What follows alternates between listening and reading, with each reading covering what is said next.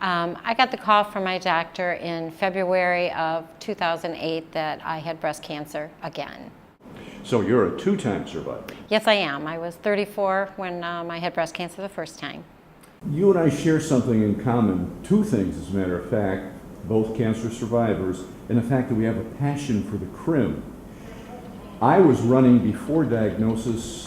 You're the other way around, huh? Yes, I am. Actually, I didn't start running. Well, actually, I started out walking, but I started the year after my second diagnosis. So I started in 2009 and became very passionate about it. And in fact, I work down at the Crim. I'm kind of a seasonal race employee for the most part. Is running the Crim, especially with your medical history, kind of exciting, kind of a challenge, something you wear a badge proudly on? Yes, it is. It's always fun to go out there and see other people, but of course it's kind of a challenge knowing that you have had a history of some health problems, and to be able to go out there and do 10 miles, oh my gosh, that's just unbelievable. There are people watching us right now who probably say, I can't do 10 miles, perfectly healthy. So this may be a subtle form of encouragement to those who have a cancer diagnosis or other health issues, that physical exercise can still be accomplished. Yes, it's a very important part, I think, of the whole healing process. I remember when I got the okay after all my surgeries that, okay, go ahead, resume your normal activities. So doing a mile was just a true challenge. So I really empathize with those people that, it's their first step out there, because it too was my first step. I had really never done much of a running or walking program on a daily basis like that. We all react differently when we get the phone call, to use that phrase. To me, and several other people I've talked to, hearing that word automatically equated a death sentence. Did you go through that process, or what were you thinking after you were told? I absolutely did. I think the first time around I had a very young daughter at the time, so you do think about what's going to happen to her in the future. Am I going to be here to raise her? Am I going to be able to see her grow into a woman and now a mother of her own? Which thankfully I've been able to do that. I'm not saying it was easy, but family was very important. They were always supportive. My friends were just a fabulous support. But yes, it's extremely devastating to get that phone call.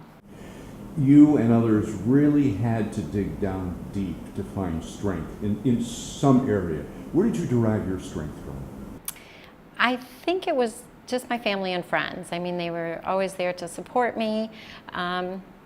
Yeah, you kind of needed your time, your downtime to cry and feel that emotion, because it's, you feel like you've been handed a death sentence. So you just have to find that inner strength to be able to move on. And I think it was my family and friends that were able to get me through everything. 1 in 2 males will be diagnosed with cancer in their lifetime. 1 in 3 females. It's a pretty startling number, isn't it? Very startling number.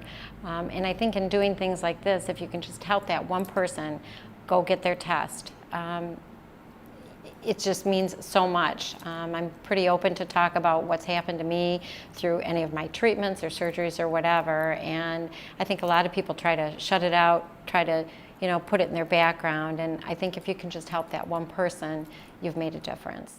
Stand up to cancer. It's a declarative statement. It's a challenge. What does that mean to you? Stand up to cancer.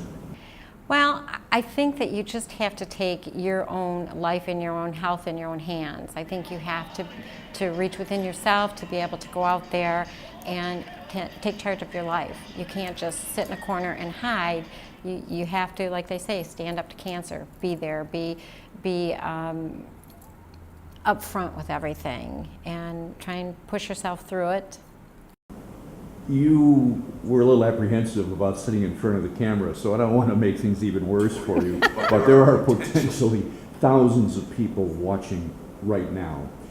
Can you deliver some kind of a message to those families, those individuals who may not have been affected by cancer yet? Some form of optimism. There is hope, isn't there? There's always hope. There are so many groundbreaking treatments and so many wonderful facilities out there, and the support. I mean, all you have to do is just, tap on your neighbor and they'll be there to support you.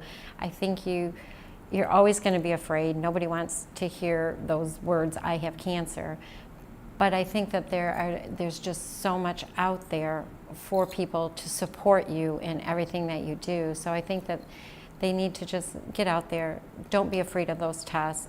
Even if they get those words, you have cancer, don't be afraid. Just face it head on and just take it one day at a time. You can get through it.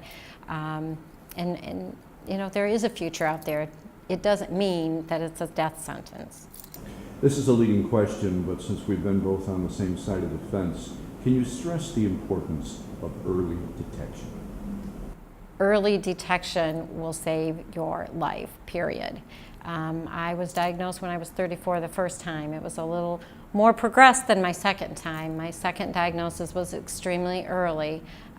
Thank goodness for that. So with me, those early diagnoses are just everything. There's so much more that they can do at an early diagnosis rather than waiting. I know people are afraid, they don't want the test, they don't want to even think that there could be a possibility that they may have cancer, but don't be afraid of the test. Go out there, take your test. We are from a generation, loosely, that things like polio, measles were a plague that really shook our foundations as kids. Now, it's pretty much gone. Do you think we'll ever reach the stage where our kids or grandkids or their kids will look the same way at cancer?